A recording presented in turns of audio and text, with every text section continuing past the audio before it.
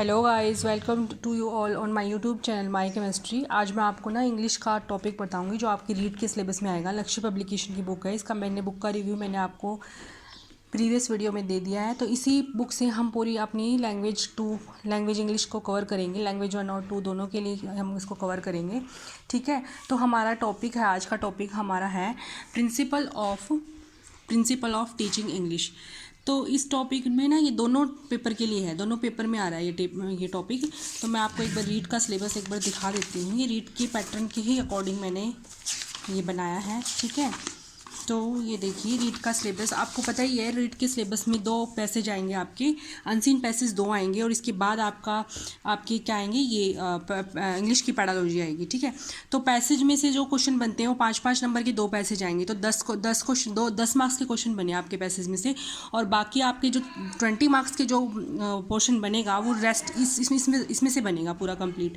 तो आज हम इसमें ना प्रिंसिपल ऑफ टीचिंग इंग्लिश, ठीक है, इसको हम कवर कर लेंगे। नेक्स्ट में हम मेथड ऑफ टीचिंग इंग्लिश पढ़ेंगे, फिर approaches of English language teaching पढ़ेंगे, ठीक है। इसके बाद 1 बाय 1 हम ये पूरा अपना सिलेबस कंप्लीट कर लेंगे और ये भी हम कर लेंगे कवर अप।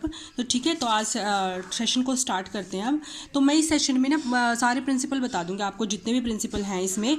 नेक्स्ट सेशन में हम ना इसको डीपली स्टडी करेंगे with the help of this book, ठीक है। तो मैं आपको आज ओवरव्यू दे देती हूँ इसका, ठीक है। तो इसमें क्या है, प्रिंसिपल ऑफ टीचिंग इंग्लिश में पहले क्या है, प्रिंसिपल ऑफ सिलेक्शन है, ठीक है। प्रिंसिपल ऑफ सिलेक्शन का मतलब कंटेंट को हमें सिलेक्ट करना है, ठीक है। मतलब हमारा कंटेंट इंग्लिश का कैसा होना चाहिए वो हमें सिलेक्ट करना है। तो प्रिंसिपल ऑफ सिलेक्शन में हमारे कितने टाइप्स हैं, 1 2 3 4 5 6 इसके अंदर सब टॉपिक्स कवर अप होते हैं। Frequency, range, availability, coverage, teachability, लर्नेबिलिटी, ठीक है। फ्रीक्वेंसी ऑफ लैंग्वेज मतलब लैंग्वेज की फ्रीक्वेंसी क्या होनी चाहिए, रेंज क्या होनी चाहिए, सिलेक्शन ऑफ लैंग्वेज टीचिंग करते हुए हमें रेंज क्या रखनी चाहिए, अवेलेबिलिटी हमारी क्या होनी चाहिए, मतलब क्या क्या हमारे कंटेंट में होना चाहिए, क्या क्या कवरेज, हमें क्या क्या कवर करना है उसके अंदर, क्या क्या हमें टीचिंग के लिए हमें क्या क्या रिक्वायरमेंट चाहिए, ठीक है। तो ये सिलेक्शन में आ जाएगा। और लर्नेबिलिटी मतलब लर्नर जो है ना उसकी एबिलिटी के अनुसार हमें कंटेंट रखना है, ठीक है। तो लर्नेबिलिटी का मतलब यही है, ठीक है। इसके बाद इसका सेकंड पोर्शन है principle of gradation and principle of graded pattern. मतलब हमें क्या करना है, अपने कंटेंट को ना ईजी बनाने के लिए हमें उसे ग्रेड में पार्ट्स में डिवाइड करके उसको स्टडी करना है, ठीक है। तो मेक कंटेंट ईजी, हमें कंटेंट को ईजी बनाने के लिए उसको पार्ट्स में डिवाइड करके हमें उसको सिंप्लीफाई फॉर्म में पढ़ना है, ठीक है। तो इसमें दो हमारे सब टॉपिक कवर होते हैं। मतलब इसके 2 टाइप्स हो सकते हैं, प्रिंसिपल ऑफ सिंप्लिसिटी और प्रिंसिपल ऑफ ग्रुपिंग। सिंप्लिसिटी में हम सिंपल चीज़ों को सिंपलेस्ट फॉर्म में करके उसको एनालाइज करके फिर हम उसको स्टडी करते हैं जब हम इंग्लिश को पढ़ाते हैं या पढ़ते हैं, ठीक है। और प्रिंसिपल ऑफ ग्रुपिंग में मतलब इसमें 4 हैं। प्रिंसिपल ऑफ ग्रुपिंग मतलब पहला है फोनेटिक ग्रुपिंग। फोनेटिक ग्रुपिंग में आपको पता ही है, फोन इसको हम सेपरेट कर सकते हैं। फोन मीन्स प्रोनाउंसिएशन, जो हमें प्रोनाउंस करने में हमें जो प्रोनाउंसिएशन जो वर्ड्स होते हैं ना, प्रोनाउंसिएशन डिफरेंस होती है उनके, तो फोनेटिक्स प्रोनाउंसिएशन की टर्म के लिए यूज़ किया जाता है, ठीक है। तो इसका मतलब क्या है, graded on the basis of sound, मतलब साउंड के बेसिस पे हम उसको ग्रेडेड करेंगे, मतलब डिवाइड करेंगे। जैसे रो, वो, गो, है ना। साउंड्स की कईयों की साउंड क्या होती है, डिफरेंट आती है प्रोनाउंसिएशन करने में, ठीक है, लेकिन लिखने में वो सेम जाते हैं। तो ऐसे वर्ड्स को हम इसमें फोनेटिक में ग्रुपिंग में करेंगे। फिर लेक्सिकल ग्रुपिंग मतलब सिचुएशन के अकॉर्डिंग ग्रुपिंग करेंगे, ठीक है। सिचुएशन मीनिंग ऑफ वर्ड्स, मतलब कई बार क्या होता है, सिचुएशन के अकॉर्डिंग हमारा वर्ड्स का मीनिंग चेंज हो जाता है, ठीक है। तो इसको हम क्या कहते हैं, लेक्सिकल ग्रुपिंग कहते हैं, ठीक है। तो हम इसको आगे डीपली एनालाइज करेंगे, डीपली हम इसको बाय स्टेप इसको कवर अप करेंगे। 3-4 वीडियो में ये आपका पूरा टॉपिक कवर अप हो जाएगा, ठीक है। शॉर्ट वीडियो बनाऊंगी, ज़्यादा लॉन्ग वीडियो नहीं है। आपको जो भी सुटेबल हो उस तरीके से आप पढ़ लीजिएगा। आगे क्या है, सिस्टमैटिक ग्रुपिंग, ठीक है। सिचुएशनल और ग्रामेटिकल ग्रुपिंग। सिचुएशनल और ग्रामेटिकल में मतलब क्या है, ग्रामर हमें सिचुएशन के अकॉर्डिंग हमें ग्रामर को सेटअप करना है। जैसे जो भी सिचुएशन आई उसके अकॉर्डिंग हम ग्रामर की ग्रुपिंग कर लेंगे, ठीक है। सिमेंटिक ग्रुपिंग, ठीक है, ये भी इसी ग्रुप का ही सब पार्ट्स है। सिमेटिक ग्रुपिंग बोलते हैं, सिमेंटिक ग्रुपिंग, ठीक है।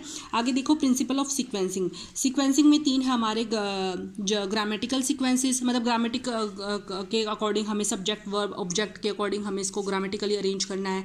Lexical sequencing, pattern of connecting word, जैसे हम वर्ड को कनेक्ट कर रहे हैं ना तो उसके पैटर्न के अकॉर्डिंग हमें इसको स्टडी करना है। एक तो था लेक्सिकल ग्रुपिंग और लेक्सिकल सीक्वेंसिंग, इसमें अंतर क्या है, लेक्सिकल ग्रुपिंग में सिचुएशन के अकॉर्डिंग हमें ग्रुपिंग चेंज करनी है, लेकिन लेक्सिकल सीक्वेंस में हमें क्या करना है, हमें कनेक्टिंग वर्ड की सीक्वेंस चेक करनी है, ठीक है। सिमेंटिक सीक्वेंस ये हम आगे डीपली एनालाइज करेंगे। इसके बाद हमारा फोर्थ है, टोटल हमारे कम से कम 30 या 32 प्रिंसिपल हैं जो हमें लैंग्वेज ऑफ टीचिंग में हमारे आते हैं रीट के एग्जाम में। तो इसमें से कोई भी पैटर्न का हम इसकी न्यूमेरिकल भी करेंगे, आपको क्लियरली एक्सप्लेन हो जाएगा सारा, तो इससे कोई भी आपका मार्क्स कटेगा नहीं, ठीक है। प्रिंसिपल ऑफ प्रेजेंटेशन, कैसे प्रेजेंट कर रहे हैं हम, principle of testing, principle of comprehensive input, principle of purpose, principle of motivation में अराउजिंग टेक्निक्स हैं, एक्सपेक्टेशन टेक्निक्स हैं, इंसेंटिव टेक्निक्स हैं हमारी, प्रिंसिपल ऑफ लैंग्वेज अपॉर्चुनिटी है, principle of habit formation, principle of naturalness जो नेचुरल वे में हम express करें किसी चीज़ को, ठीक है। हम जैसे ऐसे लिखना हो हमें तो हम अपने वे से हमें अपने पॉइंट ऑफ व्यू देंगे ना उसमें, तो वो नेचुरलनेस हो गया, ठीक है। प्रिंसिपल ऑफ इंटरेस्ट हो गया, principle of practice and drill, principle of multiple line approach, principle of imitation का मतलब होता है नकल करके सीखना, किसी चीज़ की हम नकल करके सीखते हैं तो उसे हमें प्रिंसिपल ऑफ इमिटेशन कहते हैं, ठीक है। आगे देखो, principle of provide conductive environment, हमें एक अच्छा इन्वायरमेंट प्रोवाइड करना है ना तो पढ़ाते हुए, तभी तो बच्चे अच्छे से टीच कर पाएंगे ना। इन्वायरमेंट ही अच्छा नहीं होगा तो बच्चे का ध्यान नहीं जाएगा पढ़ने पर, तो इन्वायरमेंट भी अच्छा होना चाहिए। Principle of linkage with life, मतलब हमें अपने जो हम पढ़ा रहे हैं उसको हमें लाइफ से रिलेटेड लिंक करके बच्चों को पढ़ाना है, ठीक है। जैसे हमारे डेली लाइफ में जो भी एग्जाम्पल है उसके थ्रू हम बच्चे को कनेक्ट कर पाए, ठीक है। कोरिलेशन विद लाइफ, ठीक है। Principle of proportion, principle of correctness, principle of accuracy and correctness, ये सारे प्रिंसिपल आज मैंने बता दिए इस वीडियो में। नेक्स्ट वीडियो में हम वन बाय वन इनको स्टडी करेंगे, ठीक है। Principle of accuracy and correctness, principle of reinforcement, principle of learning by doing, मतलब करके सीखना, किसी चीज़ को करके सीखना, principle of phonology, principle of language aptitude, principle of mother tongue, principle of passive and active vocabulary. आपने पढ़ा होगा, ये इंग्लिश की टर्म है। पैसिव और एक्टिव वोकेबलरी वो होती है, पैसिव वोकेबलरी वो होती है जो हम कभी कभी यूज़ करते हैं, मतलब हम डेली रूटीन में उसको यूज़ नहीं करते। ऐसे वर्ड्स जिनको हम डेली रूटीन में हम यूज़ नहीं करते उसको हम कहते हैं पैसिव वोकेबलरी, मतलब कभी कभी यूज़ हो जाते हैं, ठीक है। एक्टिव वोकेबलरी वो होती है जो हम डेली टाइम में हम उस वर्ड्स को यूज़ करते हैं अपनी लाइफ में, तो उसको कहते हैं एक्टिव वोकेबलरी, ठीक है। तो इसके बेसिस पे भी हम इंग्लिश पढ़ सकते हैं। इसको प्रिंसिपल को आगे स्टडी करेंगे डीपली, ठीक है। Principle of creativity and self expression, principle of remedial teaching, remedial का मतलब होता है, आपने पढ़ा होगा, ये तो बहुत बेसिक टर्म है, ठीक है। Principle of sympathy and correlation, principle of recognise individual difference, principle of exposure का मतलब है किसी चीज़ को एक्सपोज करके सीखना, मतलब किसी को दिखा के सीखना, जैसे चार्ट हो गया, मूवी हो गया, जैसे हम किसी भी बच्चे को यूट्यूब के थ्रू या फिर किसी के थ्रू वीडियो करके लाइव एग्जाम्पल दे के हम उसे सिखा सकें, तो ऐसे, ठीक है। प्रिंसिपल ऑफ स्पीकिंग, मतलब हम बोल के सीखते हैं, ऑडियो वर्बल, ठीक है, ऑडियो बोल के सीखना जैसे, ठीक है, तो उसको हम कहते हैं ओरल अप्रोचेस, ठीक है। प्रिंसिपल ऑफ फोनोलॉजी, मतलब हमें फोनेटिक से रिलेटेड, जो मैंने पिछली बार बताया था ना, वो साउंड से रिलेटेड हम इसको पढ़ेंगे, ठीक है। तो ये हमारे टोटल 32 प्रिंसिपल ऑफ स्पीकिंग है, ठीक है। ये मैंने आज आपको ओवरव्यू दे दिया है क्या इसमें क्या क्या है, बाकी हम इसका डिटेल में इस रीड की लक्ष्य पब्लिकेशन की बुक से हम इसको डिटेल में स्टडी करेंगे। तो मैं आज इसकी ना आपको फर्स्ट प्रिंसिपल ऑफ सिलेक्शन जो है वो टॉपिक कवर अप करा देती हूँ, ठीक है। तो आप इसको देखो, फर्स्ट जो प्रिंसिपल है वो कवर अप कर लेते हैं हम आज, ठीक है। तो लैंग्वेज क्या है, हमारी एक टूल है, कम्युनिकेशन का टूल है हमारा लैंग्वेज, ठीक है। आपको पता है ये लैंग्वेज से हम लैंग्वेज के थ्रू ही तो हम एक दूसरे को अंडरस्टैंड करते हैं ना, अगर लैंग्वेज ही नहीं होगी तो हम कैसे कम्युनिकेट करेंगे। तो लैंग्वेज क्या है, टूल है, ठीक है। इसके बाद देखो, language teaching should receive psychological, linguistic and pedagogical support which should help the teacher in the teaching and target language successfully. मतलब लैंग्वेज जो है टीचर को टारगेट लैंग्वेज कौन सी, हमारी इंग्लिश लैंग्वेज, और मदर टंग, और फर्स्ट लैंग्वेज हमारी क्या होती है, हिंदी, जो मदर टंग लैंग्वेज, जो मदर टंग कुछ भी हो सकती है हमारी, गुजराती, मराठी, हिंदी, ठीक है, तमिल, तेलुगु, जो भी है, ठीक है। और सेकंड लैंग्वेज हमारी क्या है, टारगेट लैंग्वेज जो हमें सीखनी है, उस लैंग्वेज को हम कहते हैं टारगेट लैंग्वेज, ठीक है। तो हम लैंग्वेज जो है रिसीव हमें as a psychological, linguistic, pedagogical support देती है हमें, ठीक है। जिससे टीचर क्या होता है, मतलब लैंग्वेज से हमें सपोर्ट मिलता है ताकि जिससे क्या टीचर क्या अपने टारगेट को सक्सेसफुली अटेंड कर सकता है, ठीक है।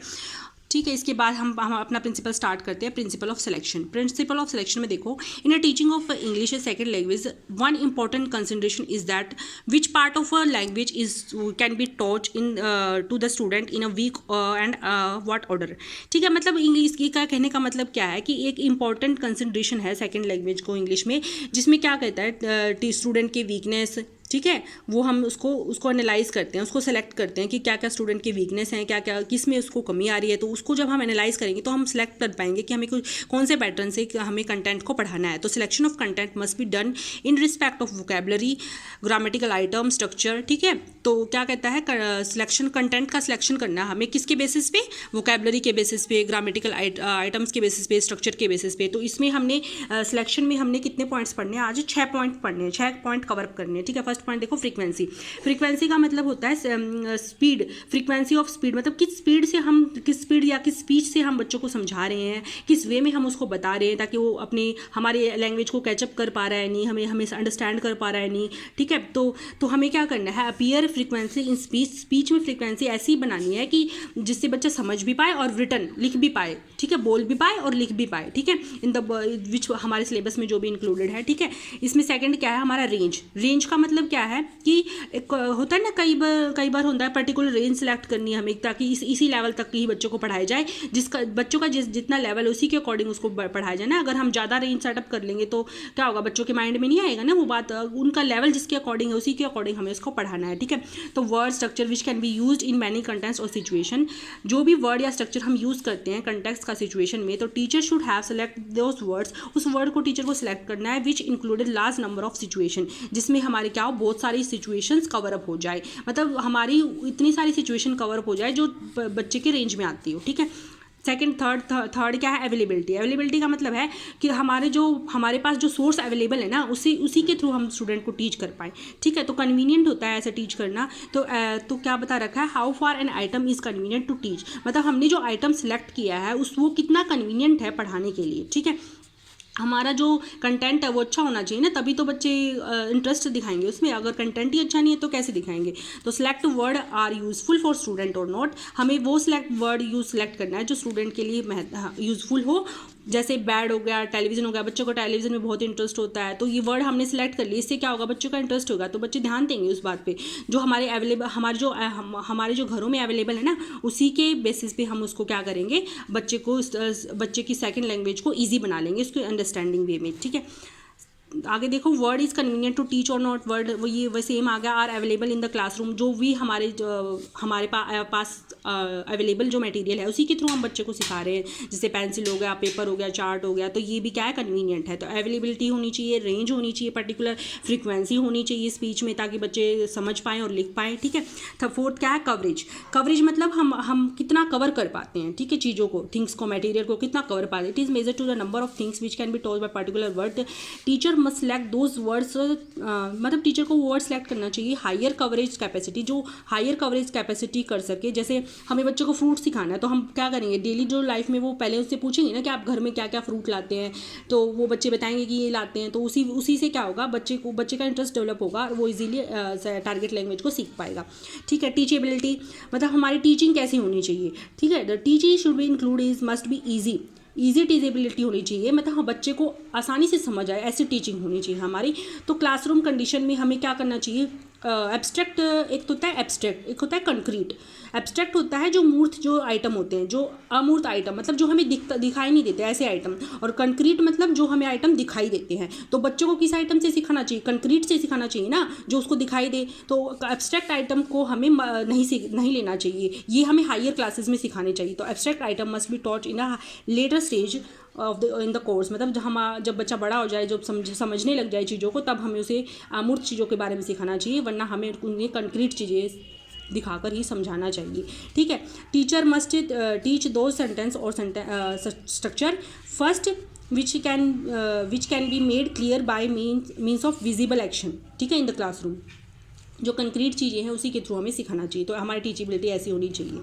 ठीक है, लर्नेबिलिटी का मतलब क्या है, बच्चे कैसे क्लोजली लिंक कर पाते हैं, कैसे क्लोजली उसको यूज़ कर पाते हैं, ठीक है। It can be closely link to usability, मतलब ये यूजेबिलिटी पे क्लोजली लिंक है, मतलब लर्नेबिलिटी ऐसी होनी चाहिए, बच्चा ऐसे सीखे कि वो उस चीज़ों को कनेक्ट कर पाए और उसको यूज़ कर पाए अपने डे टू डे लाइफ में, तभी तो टीचिंग बेस्ट होगी। हमने इंग्लिश लैंग्वेज सीख ली लेकिन हमें बोलनी नहीं आ रही, हम समझ रहे हैं लेकिन हमें बोलनी नहीं आ रही, तो उसकी यूजेबिलिटी नहीं है ना। तो यूजेबिलिटी होनी चाहिए टीचर की। तो teacher should be teach word और sentence according to the stage of the student की जो स्टेज है उसके अकॉर्डिंग वर्ड और स्ट्रक्चर को यूज़ करके टीचर उसको लर्नेबिलिटी बनाने की कोशिश करनी चाहिए या उसको समझाने की कोशिश करनी चाहिए। इजली अंडरस्टूड और higher classes and not understanding by lower classes. Higher classes में तो हम अच्छे से समझ सकते हैं लेकिन लोअर क्लासेस में अगर हम हिंदी नहीं बोलेंगे तो बच्चे सीख नहीं पाएंगे, ठीक है। तो आज हमने ये पूरा कवर अप कर लिया, ये प्रिंसिपल ऑफ सिलेक्शन हमारा कवर अप हो गया इस वीडियो में। नेक्स्ट वीडियो में हम प्रिंसिपल ऑफ ग्रेडेशन कंप्लीट करेंगे और प्रिंसिपल ऑफ सीक्वेंसिंग भी कंप्लीट करेंगे। Thank you guys for watching.